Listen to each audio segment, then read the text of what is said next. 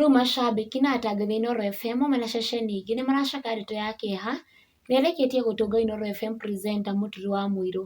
No mbere ĩyo mwĩroreri ngũmenyithia ndeto ĩngĩ ya kũmakania ĩrĩa ĩtigĩte akenya na guoya na kũmaka mũno no nĩ thutha wa mũini wa nyĩmbo cia mũgithi waithaka wa Jane kũrekeria ndũmĩrĩri hwaĩ wa ira thutha wa post ĩrĩa ĩrashĩire page-inĩ yake ya Facebook akiuga atĩ mũtũrĩre wake ũrĩ hatĩka-inĩ na oho akĩongerera na kuuga atĩ nĩ harĩ na njama kana mũbango ũrabangwo wa kũmũnyitithia mĩgwate.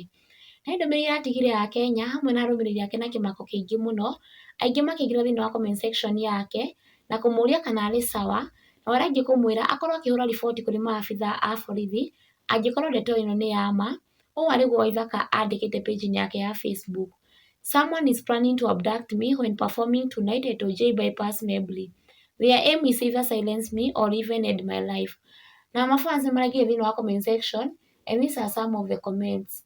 Oh no, stay safe my brother. May God be with you. I have felt a chill in my spine. May God protect you bro. Praying for you and please take care of yourself. Na rĩu tũkĩmũrĩka ndeto ya kĩeha ĩrĩa ĩtigĩte mũmemerekia wa tabarĩra ya kũrikĩria Inooro FM Mũturi wa Mũirũ nĩ atĩ nĩarĩkĩtie gũtigwo nĩ baba wao kũrĩa arekereirie ndũmĩrĩri ĩno kũgerera mũtambo-inĩ wake wa Facebook na kũmenyithia macambĩki na acirika ake a kanitha wa kũrikĩria makorwo makĩririkana bamĩrĩ yao ihinda-inĩ rĩrĩ iritũ. May his soul rest in eternal peace. Ngai ahe Mũirũ kĩhurũko gĩtathiraga na ũtheri wa hingo ciothe ũmũtheragĩre. Arohurũka ũhoro nĩ gũtuĩke guo.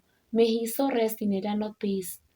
Na ũguo nĩguo maũndũ makĩhana mwĩroreri wa Kikuyu Hot News TV.